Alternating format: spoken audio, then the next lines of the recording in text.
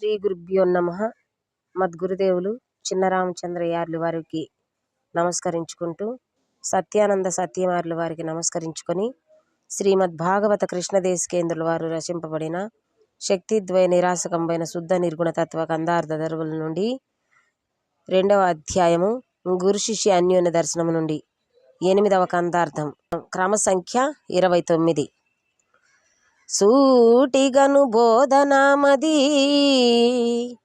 నాటినదిక చాలు చాలునని నీకై నీ నోట నీవు పలుకుదాకను చాటువులను చెప్పుచుందు సరేనా నా మాట రాగోరుచు మరి నేనీ మాట నూటికొక్కటే సేలు మాట నీ తెలియుము మాటి మాటికి వట్టి పాటలేమిటికింకా సరేనా నా మాట రాగోరుచు మరి నేనీ మాట. గురుభ్యో నమః.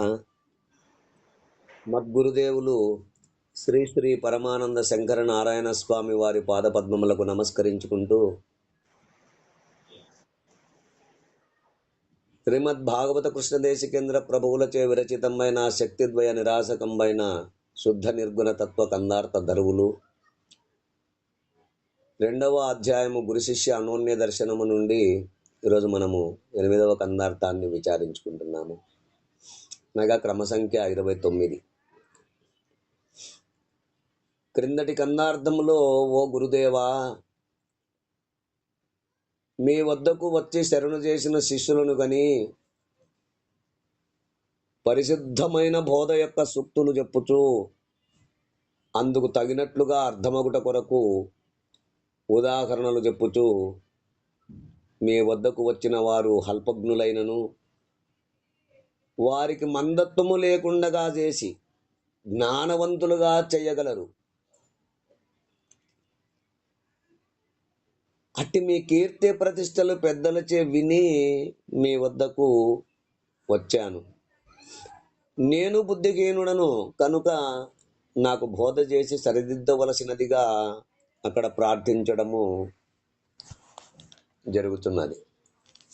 ఇక తదుపరి 29వ కందార్థము బోధ దృఢీకరణము. సూటిగను బోధనామది నాటినదిక చాలు చాలునని నీకై నీ నోట నీవు పలుకుదాకను సాటువులును చెప్పుచుందు సరేనా నా మాట రాగూరుచు మరి నేనీ మాట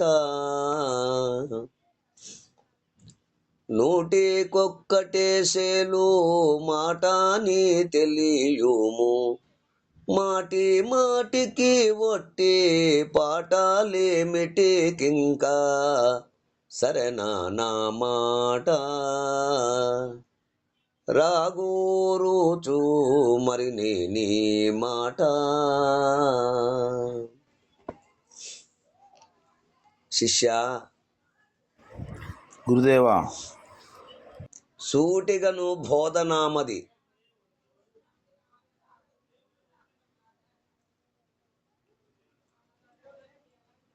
అనగా స్పష్టంగా నేను నీకు చెప్పుచున్న ఈ పరిపూర్ణ బోధ చక్కగా వివరిస్తున్నారు. నా మదికి నాటినదయ్యా గురుదేవా. నాకు చాలా అర్థమై ఆరూఢతకొచ్చినది. ఇక చాలు చాలు ననంత వరకు. ఎందుకు అంటే ఈ పరిపూర్ణ బోధను నేను చెప్పేటప్పుడు, నువ్వు వినేటప్పుడు అయ్యా, చాలా సూటిగా సూక్ష్మంగా వింటూ ఉండాలి. అట్లానే గురుదేవ. ఎందుకంటే ఈ బోధ అన్ని బోధల లాంటిది కాదు. ఈ బోధ కేవలము నిరాధారమైన బోధ ఒకట వలన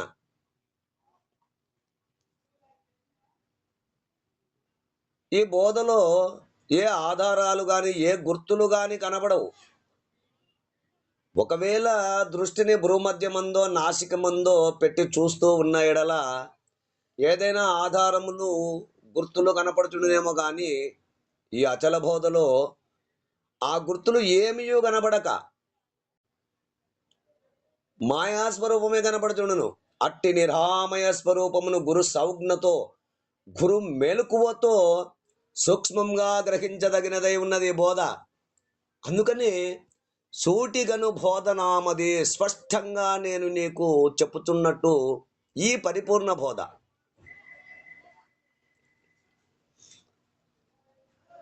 ఆ విధంగా సూక్ష్మాతి సూక్ష్మంగా వింటూ ఉంటే ఏ కొద్ది కాలానికో ఈ బోధలో ఉన్నటువంటి యొక్క మరుగులు నీకు అర్థమవుతాయి. ఆ విధంగా నువ్వు అర్థం చేసుకొని నామదికి నాటినది, అయ్యా గురుదేవా నాకు చాలా అర్థమై ఆర్హూఢతకొచ్చినది, ఇక చాలునని ఇక ఈ బోధింపవలసిన పని లేదు.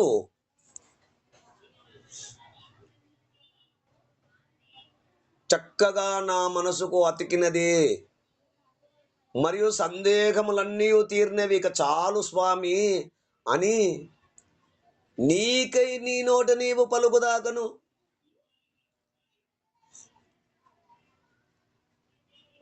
నీ అంతటి నువ్వు చెప్పే వరకు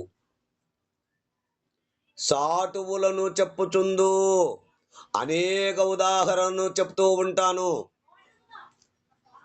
అంటే ఇక్కడ సాటువులు అనగా యుక్తులు, సూక్తులు అనేకమైనవి చెప్తూ ఉంటారు. 100 నిమ్మకాయలకు 1 నిమ్మకాయ వేస్తే చాలు అని ఈ విధమైనటువంటి మనం చెప్పుకుంటూ ఉంటాము. అయితే ఇక్కడ ఏంటి అంటే సాటువులు అనగా ఉదాహరణలు, అనేకమైన ఉదాహరణలు నేను నీకు చెప్తూ ఉంటాను నీ మదికి అతికేటట్లుగా. సరేనా? సరే స్వామి. నా మాట ఇది నేను నీకిచ్చే హామీ.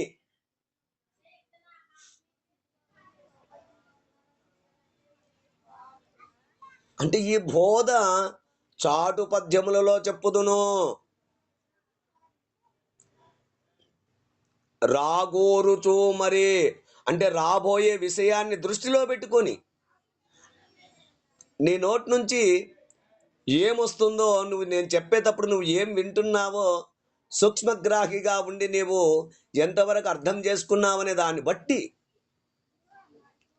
అంటే నీ నోటి నుండి రాఘోరుచు మరి నీ నోటి నుండి నీవు పలికేదాకా నీ నోట్లో నుండి ఏ విధమైనటువంటి రాబోయే విషయాన్ని దృష్టిలో పెట్టుకొని నీ మాట ఈ మాట చెప్పవలసి వస్తుంది. అంటే ఈ బోధ అంతయు తిరిగి నీవు చెప్పలాగున చెప్పెదను, యథాతథ నేను చెప్పిన విధముగా తిరిగి నీవు చెప్పేలాగున నేను నీకు ఈ బోధను చెప్పెదను. 100 సేలు మాట అని తెలియము,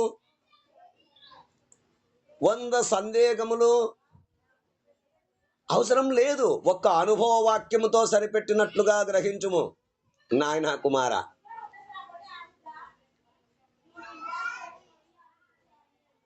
వంద సందేహములు అవసరం లేదు, ఒక అనుభవ వాక్యముతో సరిపెట్టినట్లుగా గ్రహించుము.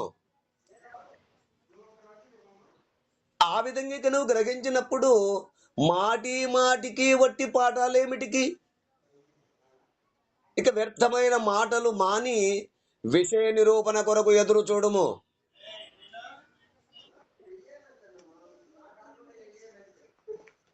ఇకపై అనేక మాటలతో పని లేదు.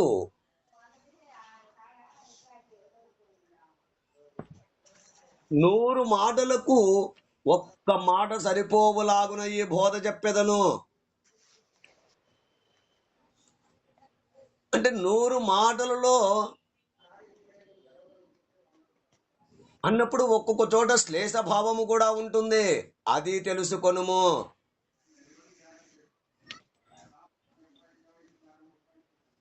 అందుకే ఇక్కడ సరేనా నా మాట రాఘోరుచు మరి నీ నోట అన్నారు.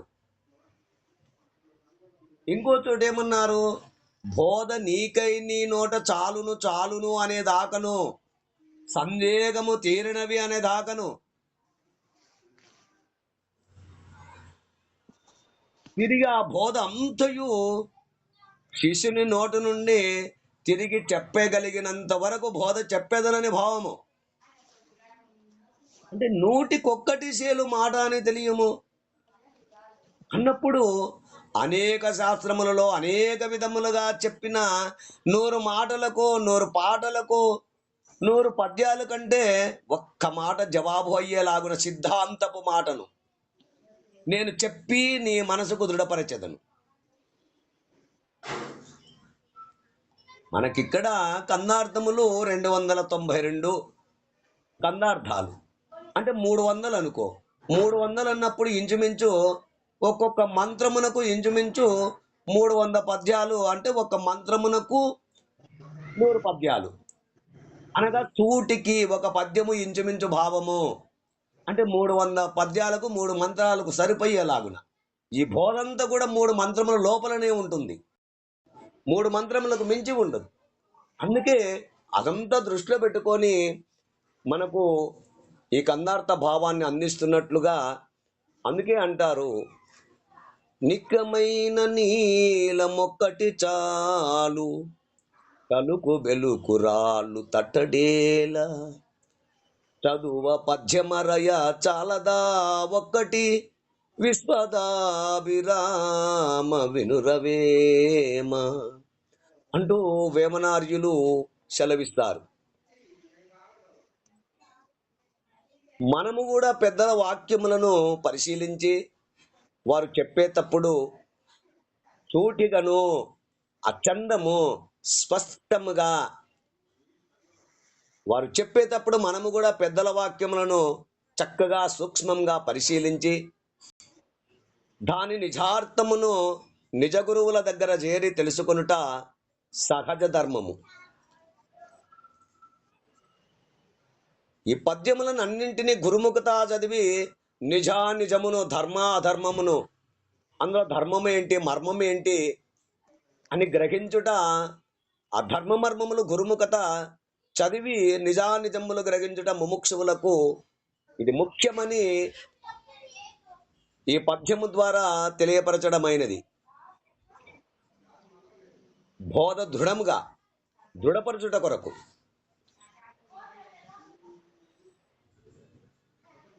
అది ఎవరైనా సరే, గురువుడెవ్వడైనా నాకు నెవ్వర ఉపదేశించువాడు వేల్పుగా శ్రద్ధాపరమితి కావలయు, జనన మరణంబులు శ్రద్ధ లేని మనుజుని బదవున్ అని మనకు సెలవిచ్చారు. కాబట్టి గురువు అన్నిటికన్నా మిన్న.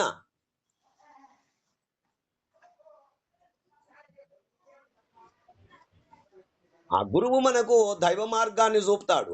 దైవం మనతో సంభాషించడు, కానీ గురువు మనతో సంభాషిస్తాడు. కాబట్టి గురువే ముఖ్యమని తెలుసుకొని, అట్లు కాకుండా కొంతమంది పెద్దలు వ్రాసిన గ్రంథాలు చదివి తెలుసుకుంటూ ఇంకా తెలుసుకోవచ్చు కదా అని అనేక ప్రయత్నాలు చేస్తారు. కానీ ఈ పరిపూర్ణ బోధను గురువు యొక్క రహస్యం గనక గురు సౌజ్ఞ చేతనే తెలియవలను, కానీ గురు గోప్యం గ్రహించుటకు గ్రంథముల ఎందో సాధనల ద్వారానో వీటి ద్వారా గ్రహించుటకు సాధ్యము కాదు అంటూ మనకు చక్కగా ఈ కందార్థం ద్వారా తెలియజేశారు. ఈ కందార్థ భావాన్ని మీరు కూడా అందుకుంటారని కోరుకుంటూ, జై గురుదేవ. జై గురుదేవ. జై గురుదేవ. జై గురుదేవా. జై గురుదేవా.